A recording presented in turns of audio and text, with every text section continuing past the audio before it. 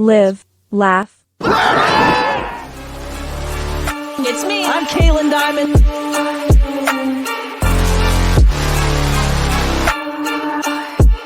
You can name any promotion in the world. I've been in the ring with the absolute best, Andrew.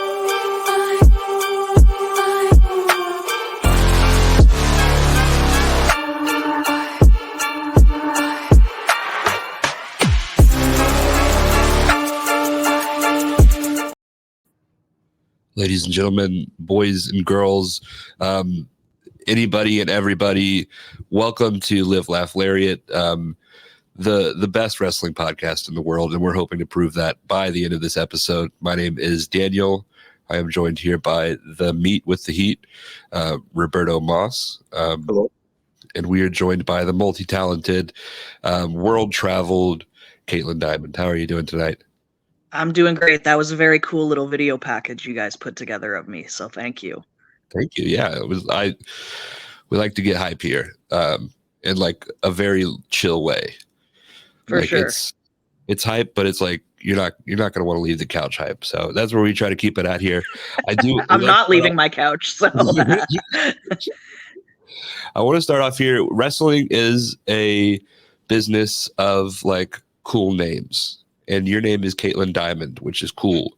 Is the die like, is that like diamonds are cool, but also like death? So it's like a combination, or is it just a natural like? Yeah. So I was 14 when I came up with that. And okay. like for some reason, my friends that I was going to wrestling school with, the one boy who I had like a huge crush on, he wanted his last name to be like Spade or something. And I was like, well, what's something that could go with that? And then I was like, Diamonds, but like Diamond just sounds like a stripper name. And like, I'm not a stripper. I'm going to kill people. So Diamond. Okay. So that's perfect. I mean, it holds up. It holds up. It's not the worst, but, you know, it's one of those things that people ask me about a lot. Yeah, well, already off to a slow start asking a question that's been asked a lot. Yeah, that's all right. I'm gonna throw it to Roberto to give a question that hopefully you've never heard before. A lot of pressure, but let's see what you got. Can we swear on this? Yeah, please do. Don't fuck up. Don't fuck up. I would say, what's your favorite word? Like, you don't have, as a commentator, do you ever have a favorite word? Oh gosh, that is a good question. I don't have bad ones. I don't know if I have a favorite word. Oh man, you really put me on the spot now. Got him. You did. You got me good. Oh, I mean, I have one. It's loquacious. It's what? It means talkative. Loquacious. Loquacious. I like albeit because it's nice just like a good transition word. Yeah, makes you sound smart. That's a good one. I might add that to the repertoire. Everyone that listens to my commentary now is going to be like, "You've never said that on commentary," but that is a favorite word of mine. That's a good one. What about you, Dan? It's a hard question. I was thinking. Usually, the best part of doing this podcast is you get to ask the questions and you don't have to answer them. So right. I'm thinking, like, I say a lot of words. I'll think about it because I don't know. Like, you guys, the room with that. Yeah, you kind of just blew up the spot. Oh. It's all downhill from here, guys. I told you it could happen. Before we get started, where can everybody find you on your socials? You're also a promoter. It's Ironheart Wrestling, correct? Ironheart Pro, Ironheart Wrestling, either or. I'm not the actual promoter. I'm just the booker. Okay. But it is my pride and joy. So at Ironheart PW on Instagram and Facebook. And then mine is at Kaitlin Diemond, DIE. Well, first of all, Kaitlin is spelled all fucking weird too. KAITLIN DIEMOND. You scared me when you said it. It's spelled weird. I immediately looked down at the bottom of the screen and I was like following along with how you spelled it. I was like, no, like my mom just named me Kaitlin, but didn't spell it a normal, typical way. Yeah. So I always feel like I have to spell it out. It builds character. I've seen that spelling that has a C, so that's not Yes, not that far off. It's okay. All right. Roberto, is your wife a Kaitlin? Or No, is she just Katie? She's a Kathleen. Kathleen, interesting. She consistently gets Catherine though, because no, she's a Kathleen. A throwback. I like it. Speaking of throwbacks, I'm going to ask a question that you probably never heard of before, or you probably heard this question. God, I just put myself on the spot. Who is your favorite member of Rocket League, the cartoon, or is that even a question that Rocket Power or? How old do you think I am? Rocket Power is like that's my time period. Yeah. And how old are you? I'm 30. Wow. No, I'm just kidding. I'm 30. I'm 33. Oh, okay. I guess I don't watch a lot of cartoons. I'm gonna be 35 in September, and like I started wrestling training when I was about 14. So I kind of grew up quickly in that sense, and like was already to the point where I was like, oh, cartoons are lame when I was a teenager. But I do enjoy the occasional cartoon like American Dad or like Archer. But I've never seen or heard of Rocket League. I'm also Canadian, so I don't know if that makes any difference. But stupid. Oh my goodness. That's okay. I just have a baby recently, and the thing that I'm learning to do is not to say like things are dumb and stupid. You gotta say they're silly, because otherwise you're teaching the kid that like I don't know. But that's very silly of me, that question, and I apologize for asking it. We'll start getting into this stuff. We'll take the pressure off. We'll get back to what we're used to, and that is a wrestling podcast. So when it comes to wrestling, where does your like origin story begin? Like, where was that moment that you like first remember or like imagined yourself as a fan? Like, if that makes sense. So like I was in my mother's basement, and I have a brother who's about 5 years older than me. So in the late 90s, he was watching WWE and beating the shit out of me. And like, I got hooked into it because he was hooked into it. And like, I always just thought he was the coolest person in the world, even though he's totally not. Yeah. And then eventually, like when it wasn't popular anymore, he stopped watching, but I was just addicted to it at that point. So I mean, I started watching in the late 90s when I was a little kid, but I would say the point where, well, for a long time I wasn't allowed to watch Raw because my mom would make me go to bed before 9. Okay. And I think it was like 2001, I would have been like about 11, where I just said, listen, I can't be going to bed without watching Raw. I got to watch Raw. So she finally let me watch Raw, and it was off to the races from there. How does that conversation go? Like, did your mom come home from work and you like spun the chair around, like you're sitting there and just like, listen, like, we gotta have a talk right now. Linda, listen. Sort of, but not really. I don't know. It was, the thing was she would let me watch the first hour. That's how it started.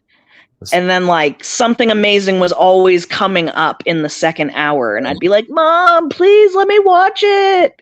That's even worse. Yeah, it was rough. I'd have to watch like Sunday Night Heat or something to see the recap. But I don't know. I'm gonna push it back. I don't know that I can let you get off the hook. If you're not good with cartoons at 14, I understand. They were trash by then. But like Tom and Jerry, Pinky and the Brain, like you never watched any of these things? Like you thought? Yeah, when I was like 7. Okay, yeah, so I mean, like what's your favorite one out of the? You're a 90s kid. Like it's a privilege. Not a lot of people get that. Yeah. Okay. Sure. Thank you, Roberto. Speak on it. It's sad to say this, but like I don't remember a lot of them until you say something like that. and then I go, oh yeah, I remember all those, but that time of my life is so far removed from my brain at this point after like so many years of wrestling that it's hard. I'm sure there was a bunch of them I really liked. I liked Felix the Cat. Remember Felix? That was good. I like Felix the Cat rocked. I liked Pink Panther was I like Rugrats. Rugrats is fire. Rugrats, yeah. Yeah. It's fire. Yeah. But like I really stopped watching cartoons when I was like 12 years old. I remember this is Rocket Power. I remember that for sure. Nothing. No. Have you ever seen the I guess the fan theory on Rugrats where Angelica was schizophrenic talking to Cynthia and Phil and Lil? One was a stillborn, and it was just like really terrible. Like this fan just took all the time in the world to piece all of these things together, and it made. I'd heard about Angelica, but not Phil and Lil. That's dark. Yeah, and it was that. It was Chucky. Something about a brother he never. I forgot. Oh no, it was that Stu was always in the. Tommy wasn't real, and that Stu was always in the basement building toys for the kid he never had. Like it was some wild stuff, man. I like read this before. The Rugrats for a lot of people. Oh yeah. People need creative outlets, and a lot of them can't be wrestlers, so I get it. I listened to a podcast about the creator of Dennis the Menace. The podcast is called Behind the Bastards. It like talks about people that are like you think are fine, but it turns out they're terrible people. So the creator of Dennis the Menace is a real piece of shit, if you guys were wondering.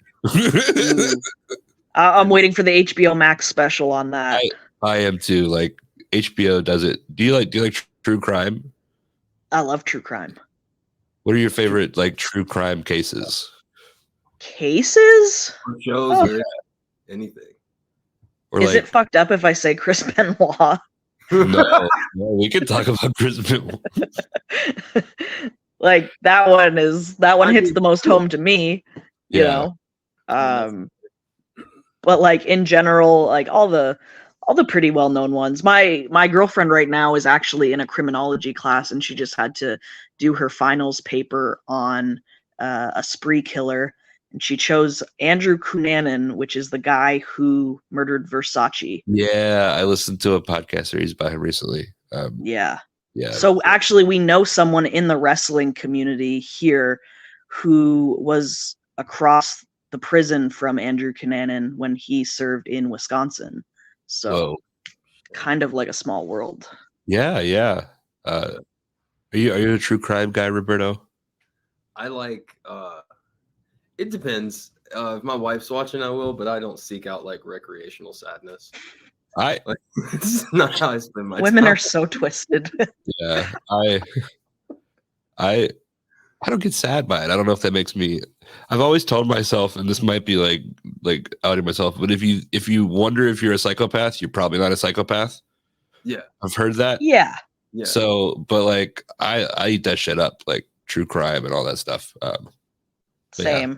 I always feel like the people who push back against that really hard, I'm like, yeah, it's probably a psychopath. Yeah, you're probably a psychopath. Yeah. This person in the world. Yeah, it's probably a psychopath. Yeah. You're a bad person. Mother Teresa, probably a psychopath. It's all an act, man. I've heard some not good things about Mother Teresa. That's not true. Oh, I thought you were reaching for like a picture of Mother Teresa, and I was about to get scared. Like okay.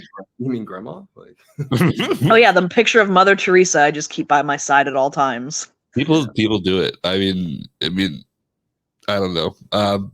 But yeah, cartoons, wrestling. Who were your favorite wrestlers when you first started? When I first started watching? Yeah. I liked Kane a lot because I didn't know the difference between like heels and baby faces. So when I was watching, especially at first, it was like a lot of on the recap shows. So it was just like the story packages that I would watch. And they just made Kane seem like the absolute coolest thing in the world. Yeah. And I know he was like, now I look back at it, I'm like, oh, he was a heel. Like he came back from the dead to kill the Undertaker. But at the time I was like, hell yeah, this guy survived a fire. He's coming back to beat his brother's ass. Like I thought it was cool. When you paint it like that, it's definitely cool.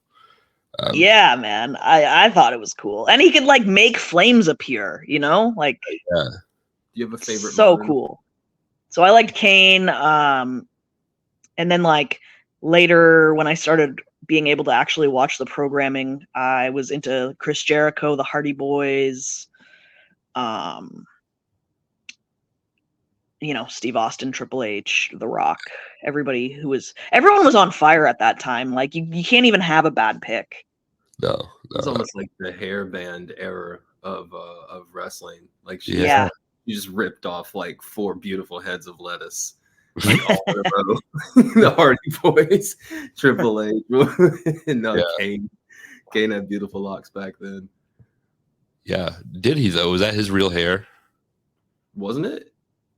I don't know. Because like at some point he wears like a mask with a wig on it.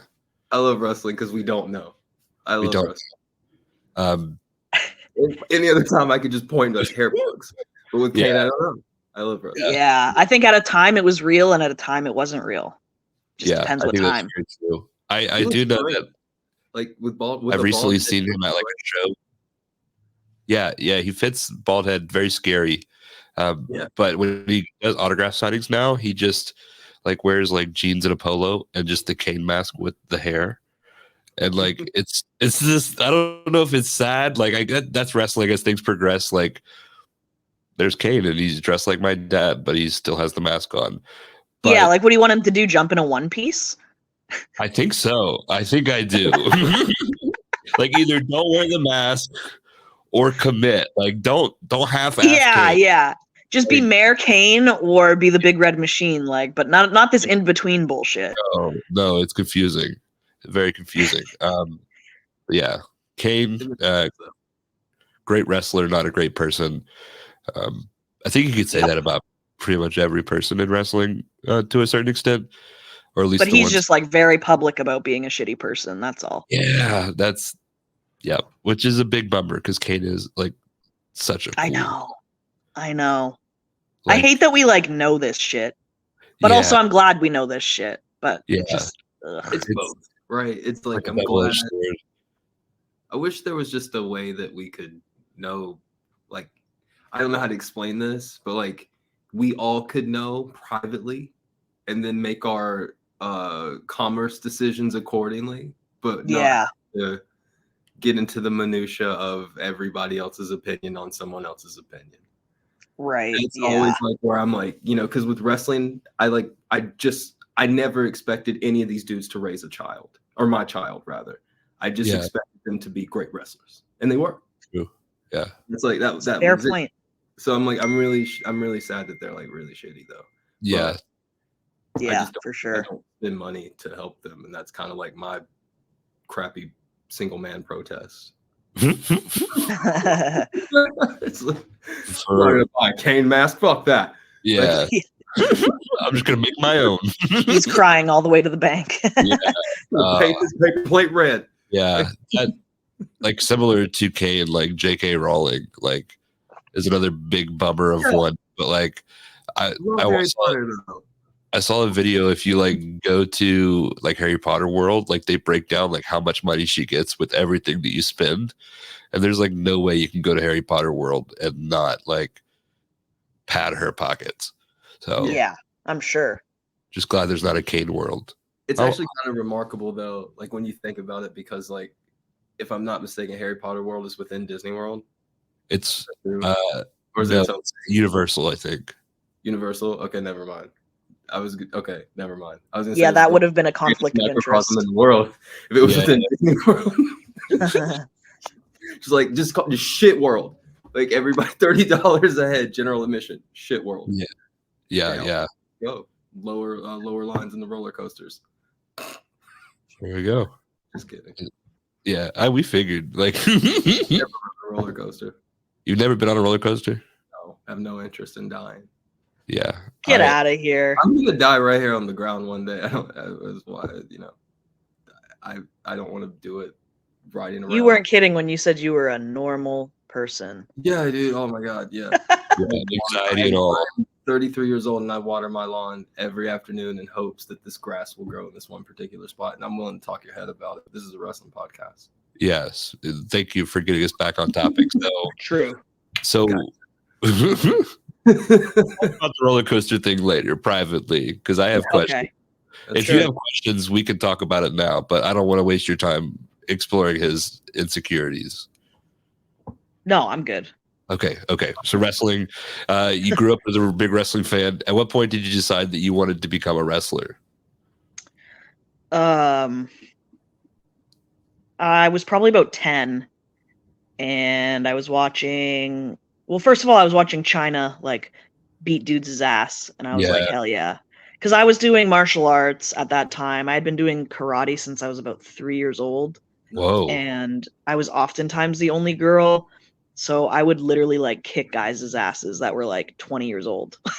I mean, they were selling for me and shit, but like it was kind of the same thing. And funny to say because I turned into probably like the biggest Trish Stratus mark ever, but when, she first attempted to wrestle in like 2001, she was really bad.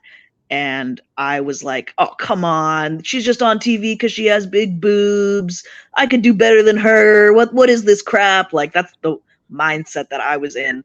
So it was kind of those two elements together where I was like, I can do this. I had no idea how, but I knew I could.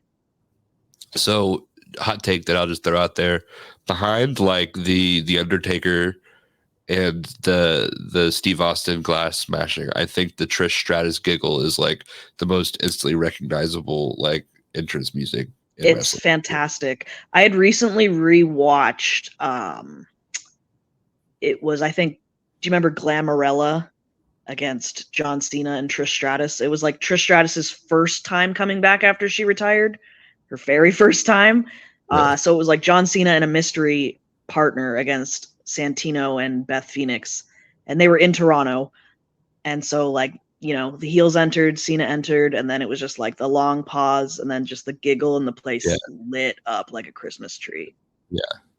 Good stuff. Oh, that's awesome. What part of Canada are you from?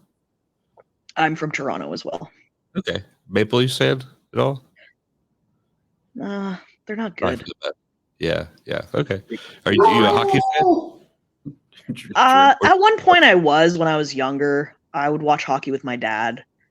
When the Leafs were like kind of okay, but I just got tired of losing all the time and gave up on it.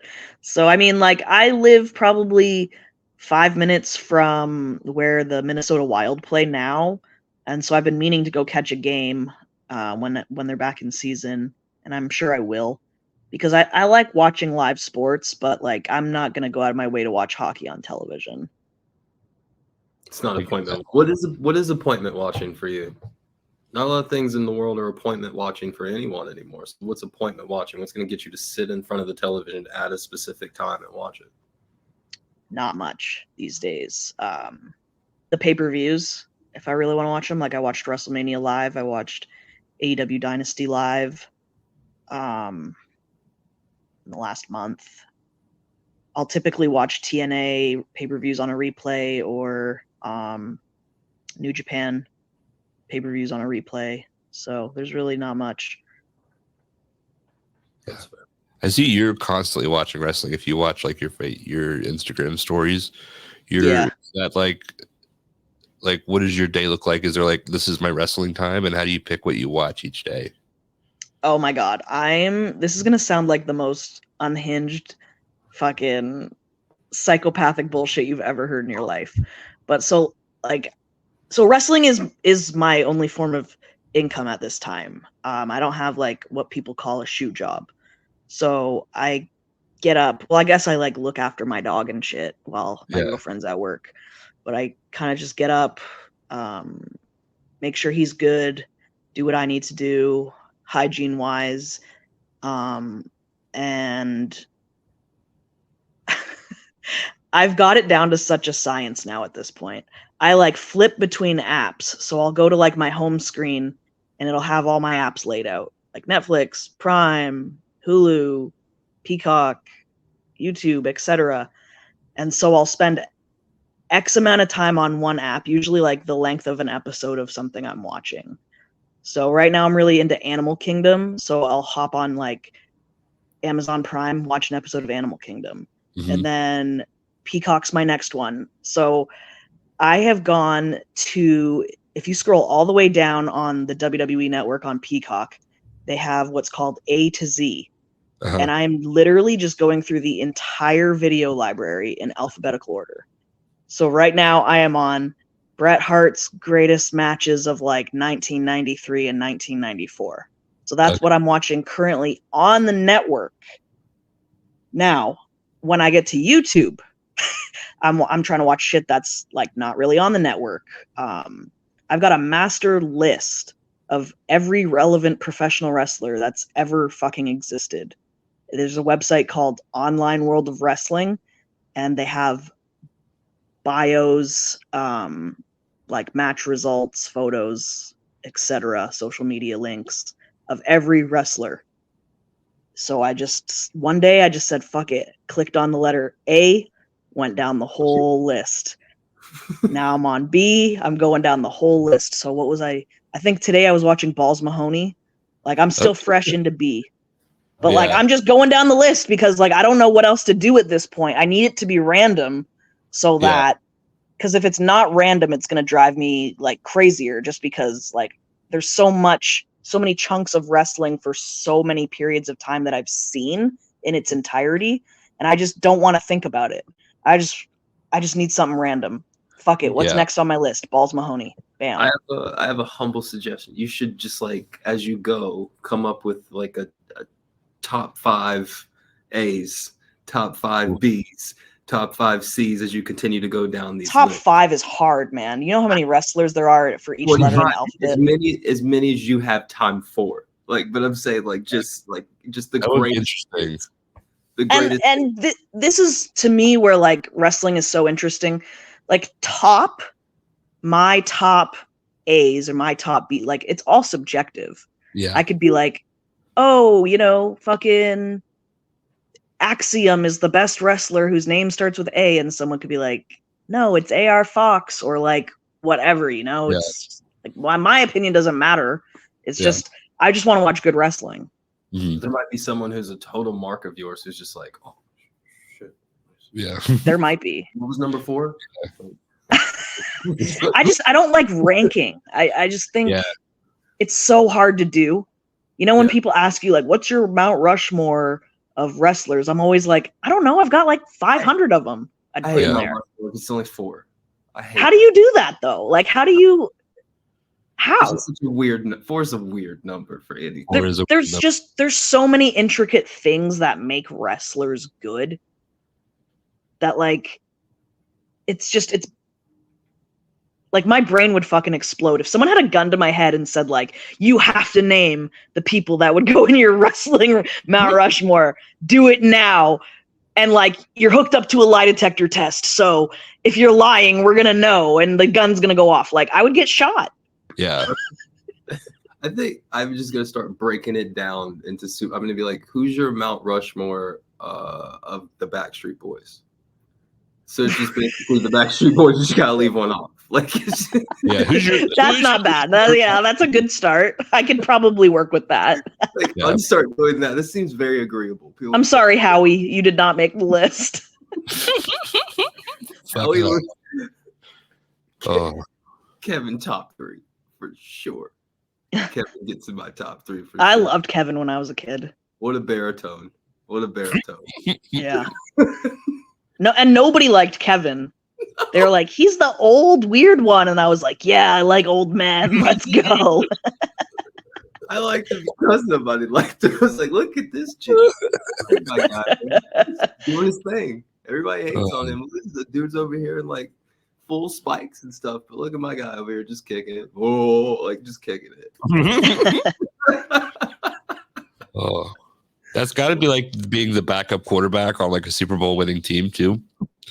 Like, because you don't have to go out there and do all the signings. You get to just kind of be there and collect the stardom. I would love for that to have been my life. Yeah. If you're a smart human, and you want to like survive in high school, like go be a backup quarterback. It's like the best advice I will ever give anybody that listens to this podcast. Like if you're, Are you a backup quarterback?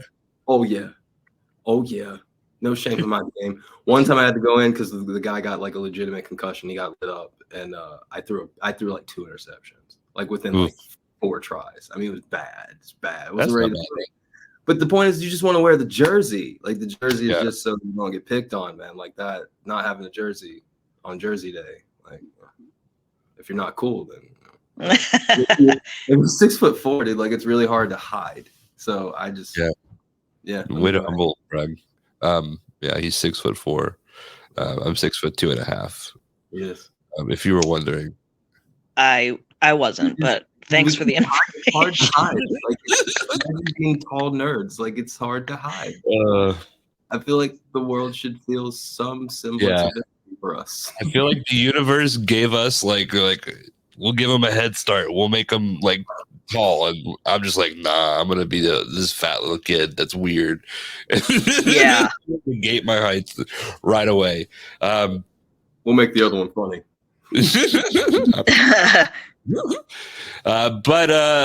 But getting back to things, so you're in Canada, you're in the Toronto area. You know wrestling is what you want to do, but you don't really know how to go about it. How do you find the avenue to get into wrestling then? So I was always somebody who had friends that were like quite a bit older than me. I didn't have a lot of friends my own age. I don't know why. I guess you could say I was like a loser, but I just didn't vibe with kids my age, like, because they were all watching fucking cartoons and shit, you know? Like, I was more adult than they were. So actually my buddy's sister, who was, I think, 3 years above us. So when I was in 8th grade, we call it grade 8 in Canada, by the way, but I didn't want to freak you guys out. Oh, no, it's fine. When I was in grade 8, what's that? You do like 9th June? Like, do you do the dates like that? Like the way that English? No. No. That's more of a French thing, but so when I was in grade 8, his sister would have been in grade 11. She met someone in high school who was like an amateur wrestler and also did pro wrestling, but like he didn't really do it. He just was kind of like a yarder. Yeah. But him and his friends had a ring and had their own like wrestling shows that they put on.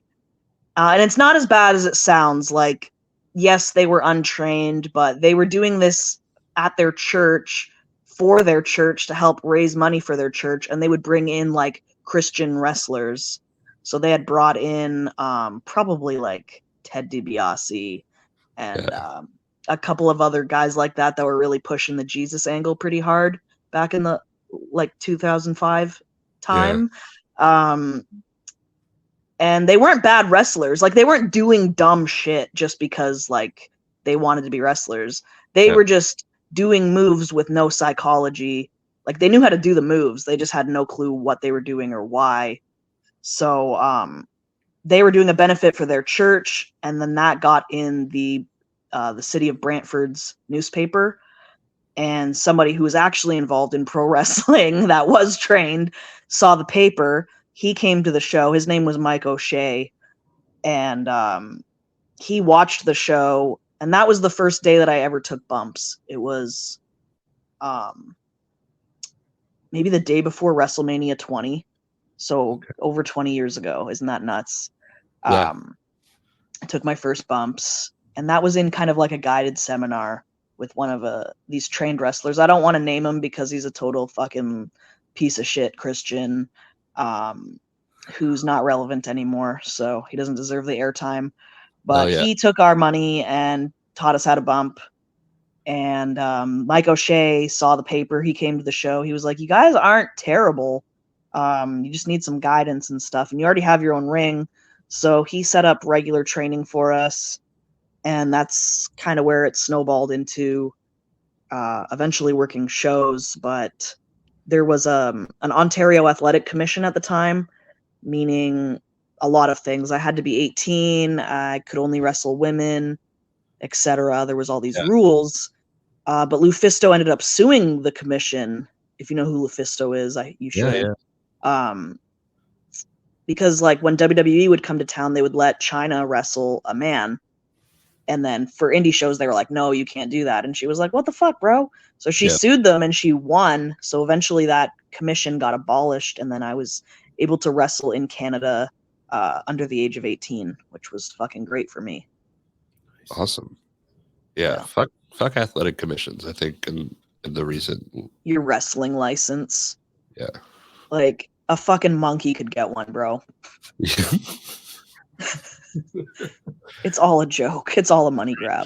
Pretty sure that's something that's happened in Memphis at some point or another. But be not very advantageous for anybody. Yeah. Well, we're in North Carolina, and I'm sure you know because you were here for a while. There's no like athletic commission. There's none of that, which is good because it makes it easier. But there's also some fucking awful shit happens here. Like not like just a kind of tough to watch stuff. I mean, but that's everywhere, whether there's a commission or not. There was a commission, maybe not a commission. There was something in New York State for a long time. I believe it was a commission. And the fucking god-awful shows that I was working when I was like 16, 17 hadn't, like, none of these people had any business performing shows. So, I mean, they'll give anyone a license if you pay for it. That's the shitty thing about it, you know? It doesn't actually govern or prevent people from, you know, not sucking. Yeah. We should change that. We're going to derail this podcast and we'll just brainstorm on how we can fix wrestling. I'll get a whiteboard out. Dude, somebody pitched to me, they were like, you know, Bar Rescue? You should be the person that goes to indie promotions and you get like a reality TV show of it. And you're just like, fix the lighting. It's fucking terrible. Why are you doing commentary over the loudspeaker? That's the shits. Like, wrestler A, go back to wrestling school. Wrestler B, like, go to the gym. Like, and it's just me, like, fucking shitting on everything. I would love that so much. I would too. Someone needs to fucking start a GoFundMe. Yeah, like maybe the two people that are sit on the reconnaissance mission in the beginning. Yeah, we'll definitely sit in the car with those people, and they just go there. There's a show called The Masked Wrestler, which I enjoyed. But if have you heard of this? No. So are you familiar with The Masked Singer? Yes. It's The Masked Singer, but with wrestling. So like, that's cool as fuck. Yeah. And so like the people are wearing like full like bodysuits, and the judges kind of have to guess who they are based off of like the match that they have.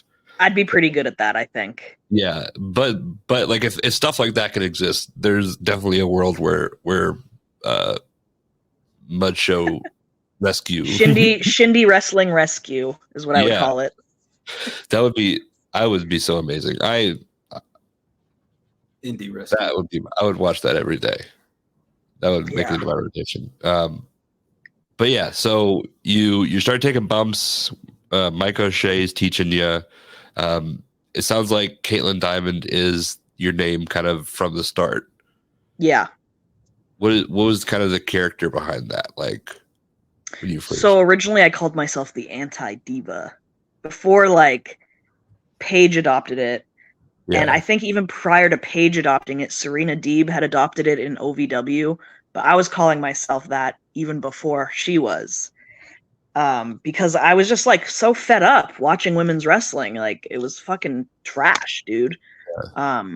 So I called myself that because and I know myself, like I'm never gonna be fucking a Playboy bunny model. Like why try to be something I'm not? Why not just embrace who I am? Yeah. So I was the Anti-Diva, and then eventually, as my career went on and I did more and more things, I transitioned that into the Canadian rock star. And that happened because while I was in Japan, Stardom came out with like a record. Uh-huh. They had so the girls were singing in Japanese, and myself and Piper Niven were doing backup vocals on a track. It was just 2 lines in Japanese. I couldn't tell them to you if my life depended on it, but the CD exists and it's out there. Okay. And we would even perform concerts prior to the matches at like Corkin Hall. So I was like, I'm a fucking rock star. Like, this is real. I've always really liked karaoke and thought of myself as like pretty good at karaoke. So I was like, I'm rolling with this gimmick, man. Awesome. So many things I want to touch on. I'll go back to the start. Mount Rushmore of actual Canadian rock stars. Not saying that you're not a Canadian rock star, but a Mount Rushmore of Canadian rock stars. There's quite a few. So like Rush, Tragically Hip. Man, oh man, rock stars. Who would you put in there? Rush would definitely be in there. Yeah. I've heard of Tragically Hip, and I know that it's like this, like, massively popular like band, and unfortunately the singer passed away and all this stuff in Canada. I'm not very familiar with them. Really, all that comes to mind, and this is ignorance on my part, would be like Nickelback. I don't think I would put them in anything. No, I'd put like Sum 41 in there before Nickelback. Oh, they Canadian? Yeah. I would go with them. Where would you rank Fozzy? Is Foz, they're technically Canadian, right? Technically, no. One of the people is Canadian. I really like Fozzy. And I get heat with this over like from wrestlers all the time. They're like, you don't really like Fozzy. You only like it because it's Chris Jericho. And I'm like, no, honestly, if I heard this and I wasn't a wrestling fan or didn't know anything about wrestling, I would really like this music. So we'll put Fozzy in. It's not sure. Instead of Nickelback, anything's better than that. Yeah. So, great question. Great answer. Not a great question. So let's back it up a little bit. So you mentioned going to Japan. What was it like when you like found out that you were going to Japan? And then, well, I guess we could talk about the experience of being in Japan, working with Stardom and all that stuff. And then I'd love to hear about the concerts, and that sounds amazing. Sure. So I had worked these shows in Montreal. They were kind of like the Canadian version of Shimmer, called Femme Fatales. And cheerleader Melissa would come up and wrestle. I was always a big cheerleader Melissa fan. And so we would have to go to these after parties. And I ended up sitting beside her one night and just started talking to her. And she had said that she was the foreign liaison for women to go over to Stardom. And I told her I was very interested. I had almost gone over once prior with Reina. And then I don't really know what happened, but the deal just didn't go through. So I was super eager to get over there, but like I feel like everybody is. So I never really thought anything would come out of it, you know. But I took her phone number, and you know, I would hit her up every 6 months. Hey, you got any openings? You got anything? It was always no. And then maybe like 2 years later. Yeah, it would have had to have been 2 years later. I was working a Canadian Death Tour, which is like, if you've ever read like Edge and Christian's stories of those, like I was on one of those. And I was on my way back into civilization, just kind of getting bars on my cell phone at the time. And Melissa had texted me, hey, call me. And I was like, that's random. It's like 1 a.m, but okay. And then I always forget she's in California, so it wasn't that late for her. But I called her, and she was like, hey, you want to go in January, like very early January? And this was the end of November. And I said, yeah, of course, absolutely. I wasn't ready mentally for how hard it was going to be. I knew that, though. I was at least smart enough to know that, like, it was going to fuck me up. And yeah, the training was really, really hard. And I don't think it's that way anymore, unfortunately. I know Io was kind of the last person who was training there that made it like hard work, like a real job. And she's obviously gone now, but it was the best experience in my entire wrestling career. I met so many great people over there. Really, like the girls I was over there with, you could Piper Niven, Alba Fire, Santana Garrett, Chelsea Green, Jazzy Gabbert, Dakota Kai, like a lot of people who have been extremely successful in wrestling were over there at the same time as I was. So it was really cool.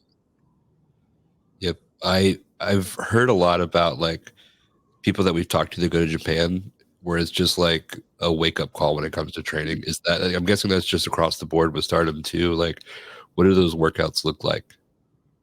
Oh man, it was honestly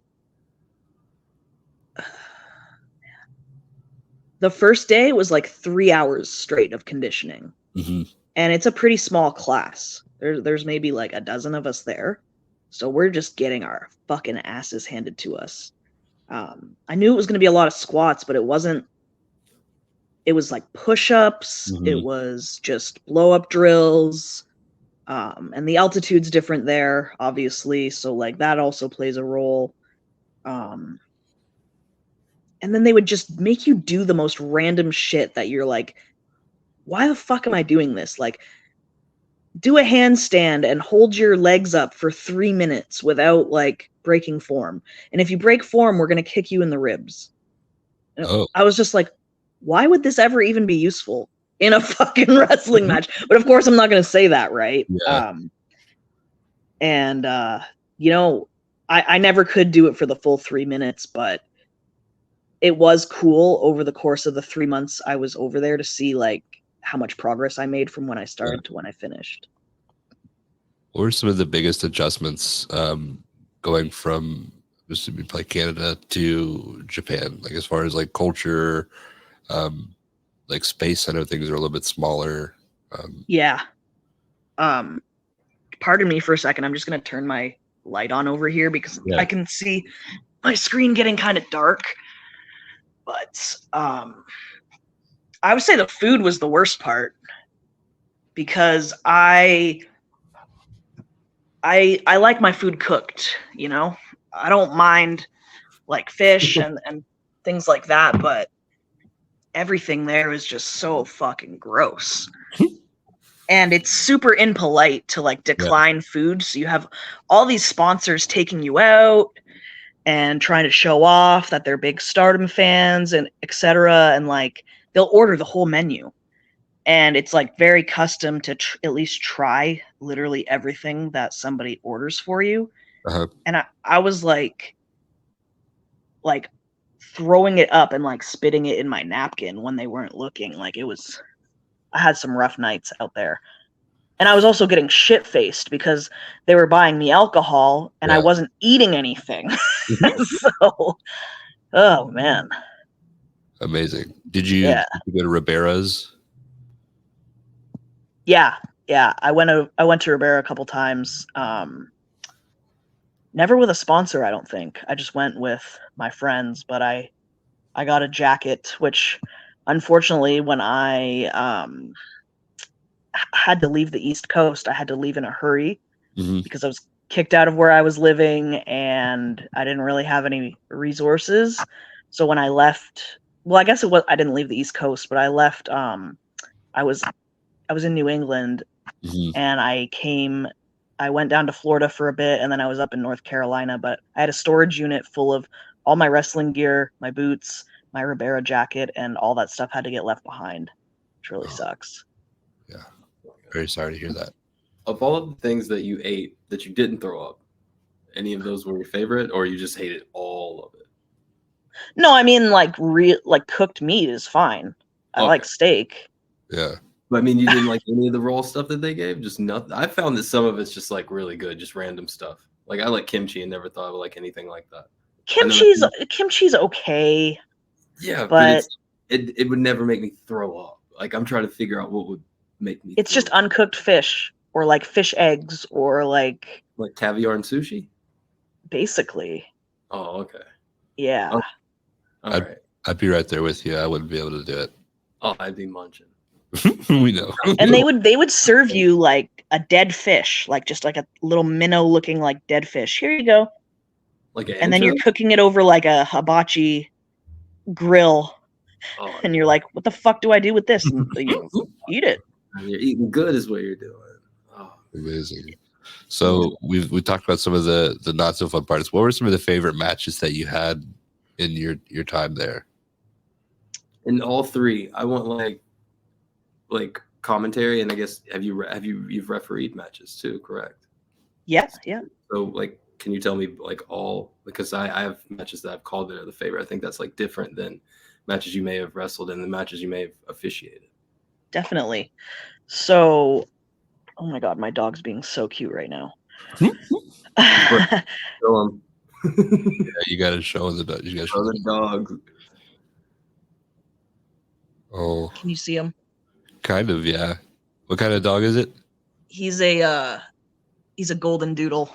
Oh, Yeah, he's laying down. But in Japan, I did. It was for the Goddesses of Stardom tag title. We had a tag title match, myself and Piper against Io and Mayu. They were the champions. They beat us. I did one, I think, for their 6-person or 6-woman. It was against Kelly Skater, Dakota Kai. Who else was in that match? Was it just a tag? Yeah, that might have just been a tag as well. My memory's not the greatest. I did a singles with Kyrie that I really liked. And I did a singles match against Io on the island of Okinawa. That wasn't for Stardom, but like it was a part of some big festival where they had boxing, MMA, and wrestling. oh, So good. it felt really cool to get chosen for that. Sounds As so far as Mortal my Kombat favorite, like. what's Like, that? It sounds so Mortal Kombat like you got chosen to go on this island. Yeah, well, so funny enough, when I did martial arts from the ages of 3 to 13, my specific type of karate started on the island of Okinawa. Oh, So cool. like when I was over there, it was like, this is the coolest full circle thing of my life. Oh, for And sure. it's super beautiful over there. It's like basically Hawaii. What fatality did you use against her? Laying down for the 3 count. Okay. Finish her. They're very smart with their booking over there. Like I went over on some of the Japanese girls, but I never went over on like the big 3. Okay. So not that I care, but Yeah. yeah, I never beat Io. My favorite match that I've commentated, I only started doing commentary recently. So I'm trying to think. Oh man. I don't know if I have a favorite. I'd really have to think that through. And like with reffing as well, like not that anything was bad, but nothing has really stood out as like, oh, this one's my favorite, you know? Yeah. It'll happen. Yeah. So what is life back like when you get back from Japan? Like where does your career go from there? Everywhere. I was kind of already doing it before that. So in 2013, I had gone to Mexico, and that was like really my first big excursion. I sold my apartment, I got rid of all my belongings, and I moved to Mexico for 6 months. So after that, like I had returned to Canada and like crashed on my mom's couch, but I was always like doing another tour. Like I would tour Eastern Canada, I would do a death tour. You know, I'd find work in the States when I could. And so like after Japan, I like the next big one was the UK and Europe. And that was great. I had a sponsor let me stay with him, which sounds creepy, but it wasn't. And basically like pay for all my booze and food. So yeah, it was cool. So of all the wrestling like crowds, like people we talked to, like the German crowd's different than the UK crowd, which is different than the Mexico crowd. What is your favorite crowd to perform in as far as like countries go? So me personally, I like the Japanese crowd because it is quiet, and so like anytime you get a pop, like you've really fucking earned it. And you have to structure your matches differently because they pop for different things. Like, so over here, say for example, if you did a Canadian Destroyer, it would get a pop, hopefully. If not, like, what the fuck? But do a Canadian Destroyer here, people go crazy, right? Over there, it's like you do a Canadian Destroyer and it's crickets, but it's the kick out, if there's a kick out, or like a 3 count. That's what they're mostly popping for. So like the whole fighting spirit mentality is just always being able to, come back and kick out, or some people would say like no sell things. Yeah. But if you spend enough time there, it does make sense. And the way it goes wrong is every American and Canadian wrestler who's never been to Japan in their life just emulate shit that they see on TV of guys and girls who have been there and have wrestled that style. So it's like a bastardized version of strong style, but there's a disconnect there. And like, it just doesn't fucking work. So my advice, since being in Minnesota, I was the assistant trainer at Mr. Kennedy's school. And I would always tell like the students, like, don't do the no sell shit. Like you haven't earned the right to do that. Like you haven't come up in their dojos, done that training, and understood what it means to draw that out of those crowds. Yeah. So like, just don't do it. Like you haven't had to stand on your head for 3 minutes while getting kicked in the ribs if you fucking break form. Yeah. Amazing. So you've been all over. You've also worked in Ring of Honor as well. What was that experience like for you? Weird. So there was like a tryout happening at the ROH dojo in Baltimore, and Kelly Klein had told me that I should go to it because she liked my work and she wanted me to be a part of Ring of Honor so that she could have wrestling matches with me. So I took her advice and I showed up in Baltimore and I did this like tryout that they did, and they really liked me, but I didn't have a work visa. So they legally, because they were owned by Sinclair Broadcasting at the time, they couldn't legally pay me without a work visa. So it was this whole fucking dog and pony show. I had Ring of Honor represent me on my work visa application. Cost thousands of fucking dollars, took a shit ton of time, but eventually it all got approved. And it's funny, like by the time all that happened, management had changed.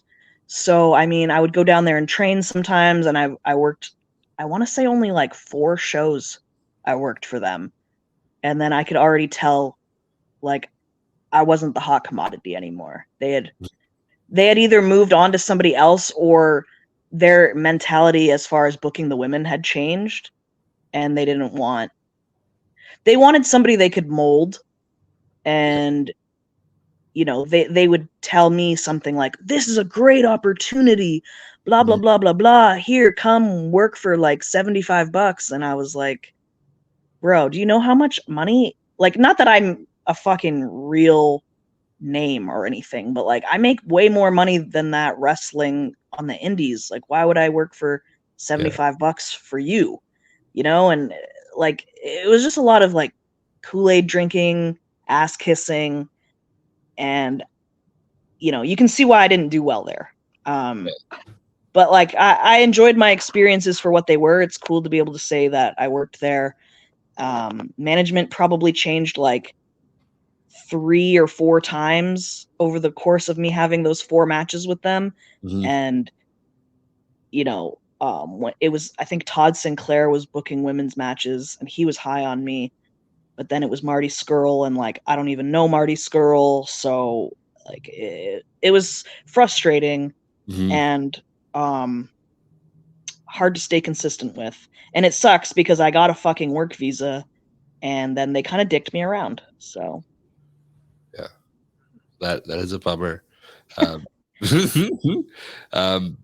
yeah, so you're no longer wrestling. What went into that decision of kind of transitioning into the other side of wrestling, and what has that been like for you since? So, right around COVID happening, I had noticed my bookings were starting to dwindle a little bit, and my passion was just kind of not what it used to be. Like they always say, "Oh, if you don't get butterflies, like get the fuck out."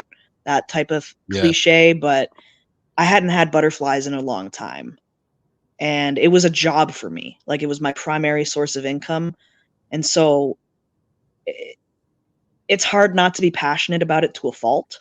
And I rubbed a lot of people the wrong way, and I'm sure I still do, because I don't take shit, and I will stand by my convictions. But having started wrestling at such a young age, like literally taking my first bumps when I was 14 years old, I've had a lot of concussions. I've had, I think, 9 concussions that I am aware of, and I'm sure many, many more than that I'm not aware of. And my partner at the time noticed just certain things, like my reaction times to things would be like slow, and I'd get dizziness, almost like vertigo like symptoms, and I would lose consciousness every once in a while for a couple seconds. And like that's dangerous. It's dangerous stuff. And so right when COVID happened, the bookings were starting to dwindle a little, and that's because I wasn't busting my ass, because I wasn't feeling it anyways. And so when COVID happened, it was just kind of the perfect time to reevaluate my life and say, well, what's more important? I never really thought this far ahead when I was 14 years old. I just thought I'd wrestle until the wheels fall off, and I have nothing else in my life that I'll ever be passionate about or care about to want to not wrestle. And eventually you grow up, and hopefully for most people that changes. So it changed for me. I saw myself in a long-term relationship with friends and family and pets, and I just said, like, I got to do what's best for my family, and not just be selfish, because it's not like I was making WWE money. If I was signed or something, sure, I could do it and collect my paycheck and have a nice big house to show for it, but like I wasn't making much money at all. So it just wasn't worth continuing to risk my health. So those are all valid points. I commend you, because I know with wrestling we see a lot of people that kind of have difficulty hanging up. Yeah. And in some instances it's kind of like knowing what they were at one point, it can kind of be sad. So like to be able to recognize when your time is up, that's very respectable. But did you feel like there was a void initially, like without wrestling, or was it kind of nice? So I didn't think there was a void, but I was also in complete denial. And I was going through depression, but I was in denial about it. And then like my personal life things got blown up, and I ended up getting divorced, and kind of realizing that I had to kind of shut wrestling off from myself those last couple of years, and I wasn't happy. I was just kind of existing. So when I went through my divorce, one of the first things I did was just get back into watching wrestling all the time. And I didn't really know what my identity was without wrestling. And that's the hardest part. And I'm lucky that I can say, like, I'm a booker, I'm a commentator, I'm a referee, I'm a manager, I'm a ring announcer, I'm whatever, Yeah. the show needs me to be, even if I'm not an in-ring competitor anymore. Mhm. I'm a trainer, whatever, like I realize that there's still so many roles in wrestling where I can be useful. So there was this company in Minnesota booking me to wrestle. They would fly me out, I'd wrestle, and then I'd leave. This promoter was having issues with his booker, and his booker quit on him. And he said, "Would you be interested in something like that?" And I was like, "Yeah, absolutely." I was looking to wind down anyways. This would help me fill the void. And it did. Like, when I watched the first show that I ever booked happen, Mhm. I was standing in the audience, and it gave me like the same rush as it would as if I was performing myself, because I could see Mhm. all the groundwork that I laid and watched it all play out in real time, and it was just super cool. That's awesome. Kind of full circle there. Yeah. Do you have any advice for bookers in the independent scene? Because I know it can be tough to tell like consistent stories because like the competitors are always going to be there. Like people aren't signing contracts.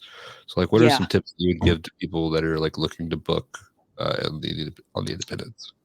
I don't consider myself an expert booker or anything like that. I know what I like to watch, and that's kind of what I book, and Yeah. hopefully fans like it too. But I mean, I have maybe like 50% of my roster is like local, people that are within driving distance, and then I kind of have like a rotating door of others that we will fly in or who will drive in from very long distances that obviously it's not ideal or plausible for it to happen on a monthly basis. And then I kind of just think to myself, you know, who should Alex Kane go up against out Yeah. of my local guys? Who should Ken Dixon go up against my local guys? Who should, whoever we're bringing in? And I just kind of match them up that way. And if there's availability and budget to tell a story and not just have one-off matches, I absolutely prefer doing that. But a lot of times that's just not the case. Mhm. If you are holding yourself to a standard that is high, Yeah. like anyone can book 20 local wrestlers and cool ass storylines, and the matches are fucking dog shit. Like, anyone can do it. It's Yeah. not hard. But I hold myself to a really high standard as far as like how the matches go.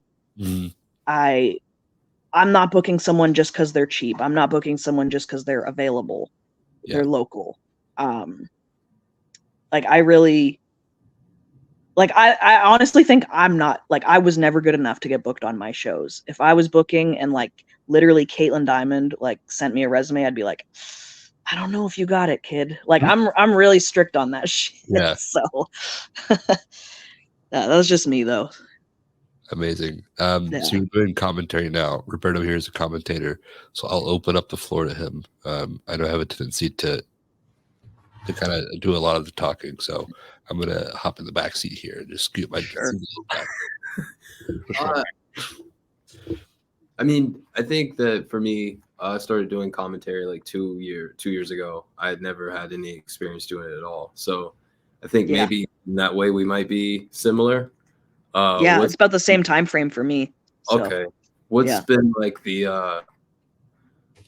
what's been the oh god phone. What's been the hardest thing that you've had to, I guess, like, if you listen to something when you obviously started and then you listen to something now, there's something that's like really big that sticks out where it's like, oh well, I'm way better at that, or what's the thing for you?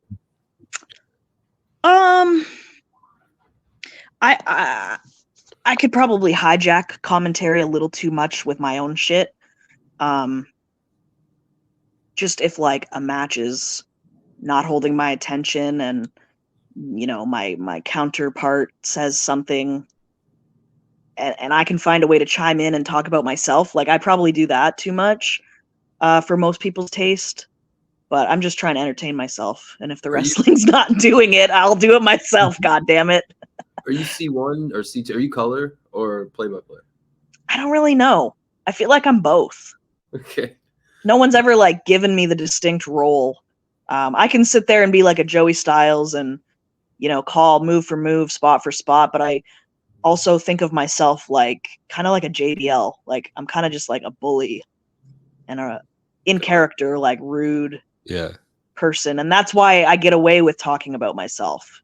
See, this is where I like talking to commentators that are color commentary and things, because I did it one time. I kept the name. It was Roberto Moss. I was a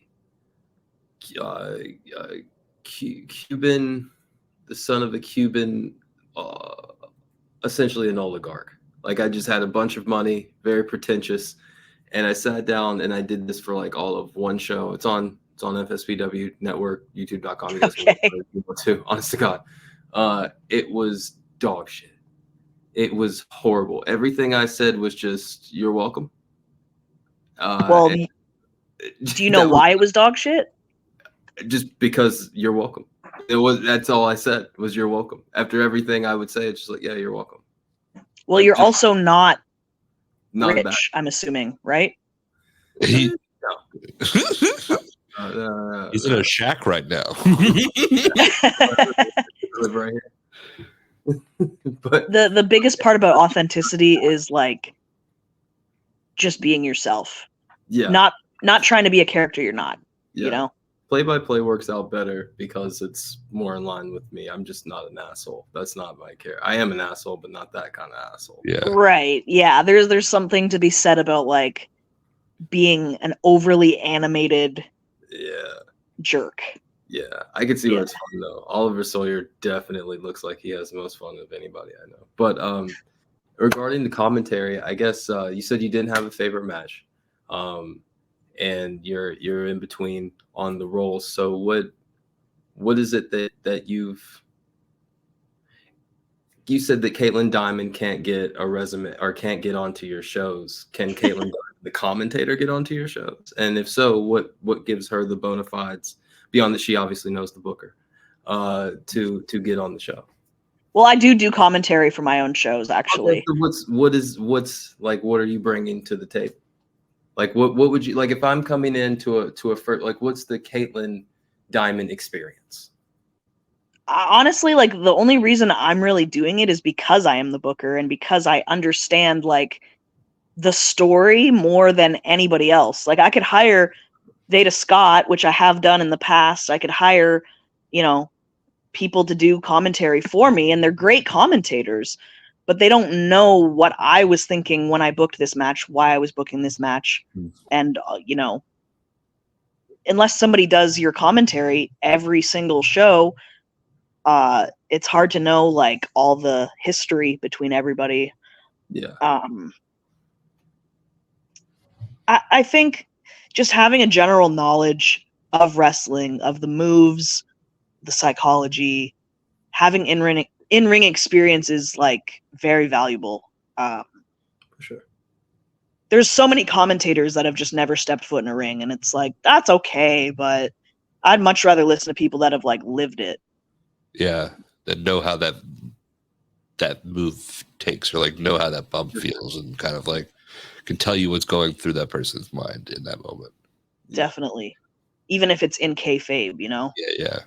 I have done one commentary match. I commentated a Colby Carino and Chris Masters match, and I don't think it was great. That means it was great. If you think it was wonderful, usually means it's not as you think.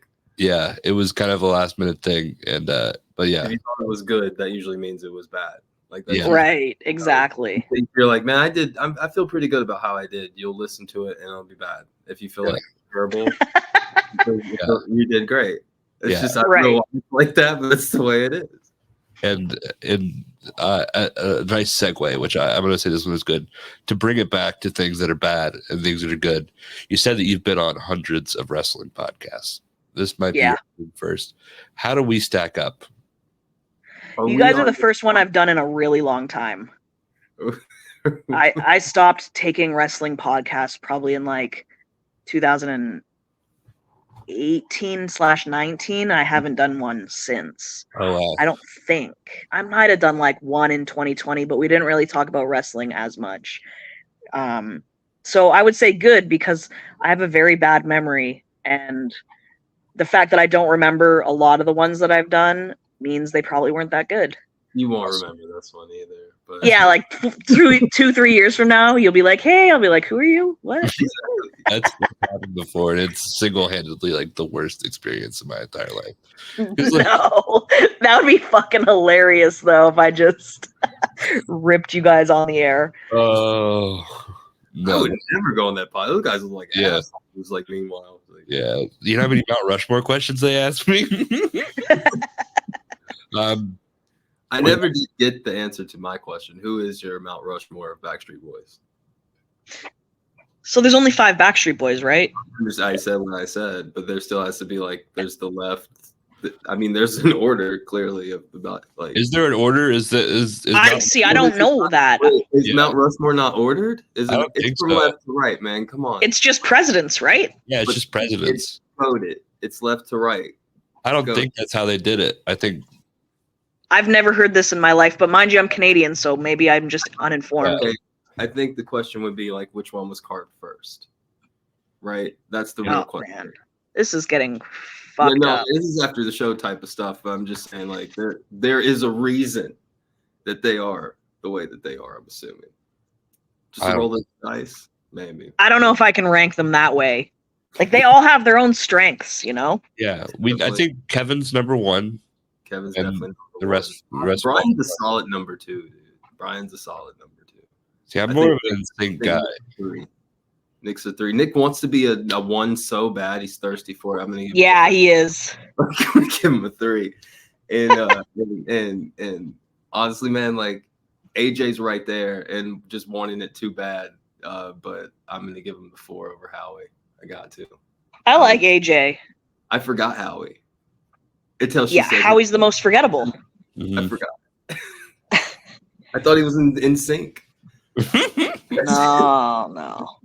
Oh, all right. Well, this has been great. We do like to ask one question, especially with people that aren't like in the region we typically talk to people. But who are some wrestlers that you think that more people should know about? Currently, right now. Yeah, or like in the anthems of time. I know that you've done. Sure. So right now, a wrestler that I managed for a good little while, his name's Rampage Santana. He's out in Minnesota. He's really good. Oh God, putting me on the spot. I'm sorry. There's a young man. He's very green, but he's got a lot of potential. His name is ZK47. He's out of Iowa. He's my new project that I'm working on. Oh yeah. Royal Flava are my Ironheart Pro Tag Team champions. They're very, very good for being very inexperienced. And I'm trying to think of like up in Ontario where like I originated from. There's so many talented wrestlers who are trapped in Canada that don't get the same kind of spotlight on them because of like just the way that the internet hype works. I could name a dozen probably, but yeah, it's just hard to break through into the United States when you're in Canada, and it's hard to get a work visa and stuff like that. So awesome. Well, we'll definitely check that out. Is there a cookout in Canada? No, there's no cookout. No, there's not. The first time I ever went to the cookout was the day Matthew Ennis picked me up from the airport. Nice. In Raleigh, North Carolina. Yes. What is your right? Was that? Matt, it's Codename Flex. Codename Flex. Codename Flex. That's right. I called a match of his. Fun fact. He let me sleep in his spare bedroom for about a month and a half before I moved out to Minnesota when I was technically homeless. He prevented me from actually being homeless. So Yeah. He was in the ROH dojo with me for a minute, and I became his friend, and lucky for me because he gave me a place to live when I needed one. So super great guy, Matthew Ennis. Yeah. That guy's the bee's knees. He's the greatest. He's a nice dude. Some cool stuff in Florida. Currently has like a nice girlfriend too. Congrats to Yeah, I just saw that. I know. Oh, glad to see it. Yeah. But what is your like favorite thing from Cookout, if you remember? Yeah. What was your box or your tray? I don't know. Okay. I had Cookout maybe a total of like 4 times. Yeah. And it's just like regular. It's just like American food, is it not? It's just like burgers and fries and hot dogs and chicken. We don't eat that shit. We really? You'd say Cookout is like American food? I think it's like I don't know, bro. Like, maybe more soul food, or it's not soul food for sure. Absolutely not. No. Okay. Well, it's only in the South, so I'm just trying to like get a grasp. I would say it's pretty Americanized. It's like a better executed like McDonald's, like. Yeah, but McDonald's isn't that like a? I don't know, man. I've always thought of American food like Applebee's is American food. Applebee's seems like American food, like that to me. McDonald's seems like it's making. McDonald's seems like the Play-Doh food for kids. Like that's why they actually have those little sets where you can just take 2 pieces of bread and cut them off, and you have like a little piece of cheese in there, and you've made a cheeseburger. All right. So what is it about Cookout that is so different than fast food restaurants? I think the selection and also like the plethora of milkshake selection. You can get the milkshakes. Yeah. You know what pissed me off? So Joe Biden visited. I know that sentence could have started really bad. Period. Pisses me off around here at Joe Biden. But Joe Biden visited North Carolina and he went to Cookout, and this motherfucker just got a vanilla milkshake. I'm just like, come on. Like, do you want me to watching his calories? I don't know. No, that's a dumb shit thing where he just gets ice cream. But like, you can't go to Cookout and do that. Yeah, you got to get like. They're not. Come on, man. Go to Dairy Queen. Oh my God. Yeah, that's my least favorite thing about Joe Biden. He likes ice cream, or that he has no Cookout order. Yeah, but this has been great. I'd love to have you back on because like we've really touched on very little things. Very little, yeah. But yeah, this has been great. Thank you so much for taking the time to talk with us. Is there a way that people can watch Ironheart Pro? Yeah. Yes. A lot of our content, not all of it, but a lot of it is up on YouTube. So if you just type in Ironheart Pro in the old YouTube search bar or Ironheart Pro Wrestling, our page will come up. And we've got, random matches from the early days. We've got full shows up there with commentary, without commentary. A lot of, if you're a pro wrestling fan, a lot of familiar faces from Ring of Honor, TNA, even a few from AEW as well. So give us a check. Nice. Definitely check out. And if somebody wants to book you for, let's say, a referee or a commentator, or they want to bring you in to get their locker room in shape, a la Bar Rescue, what is the best way that they can get in contact with you for that? Probably Instagram. Facebook as well, but a lot of stuff gets lost in spam folders on Facebook if I'm not like already friends with the person. But so just at Kaitlin Diemond with my weird spelling. Definitely open for all, wrestling related tasks. Yeah. And if you're watching this and you've got a lot of money and you want to make something cool, please make Bar Rescue Wrestling. Please. I'm begging you. We could single-handedly change the wrestling business. Oh, that would be so fun. Oh yeah, what's the do you have anything that you want people to bring you at shows? Oh yeah. That's usually like bring me. Yeah, like somebody comes to the show and sees you, what would you like someone to bring you? Any candy, We've had a lot of weird requests. Bring me money. Okay. I don't know. It's a very sensible request. Yeah. Do you have a Cash App, a Venmo that we could put up? as well? I don't do that, but that's fine. Just bring me money or bring me a beer. I'm pretty easygoing.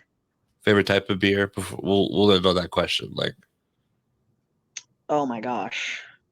Like as like domestics go, probably like just Corona, Heineken, stuff like that. You heard it here first. That's simple. That's Yeah. good. That's a blue collar ass fucking answer right there. Well, yeah, because you got to be able to get it anywhere. yeah. Right. But it's not so shitty that it's like Coors Light, Miller Right. Light, No, classy blue collar ass answer right there. I'm not mad at it. I'm glad at it. So bring Kaitlin money and beer. Book her, make the show a reality. Watch Ironheart Pro Wrestling. Fuck that weird preacher dude that you didn't want to talk about earlier. I don't know his name, but he seems like a shitty dude. Oh yeah.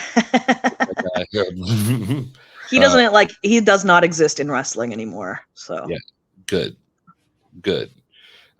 Fuck you, Joe Biden, for not getting a more variety of ice cream. Weak ass cookout order. And dude. fuck you, Howie of the Backstreet Boys. Yeah, fuck you, Howie, you piece of shit. Howie, do better. Oh, well, this has been great. Thank you so much, and we'd love to have you back on because, like I said, we barely touched on anything. Yeah, I would love to as well. This was really fun, guys. Thank you. Awesome. Thank you. You heard it here first. Out of 100. Shout out Kevin. Shout out Kevin. And Kevin Jonas. All the Kevins. Yeah.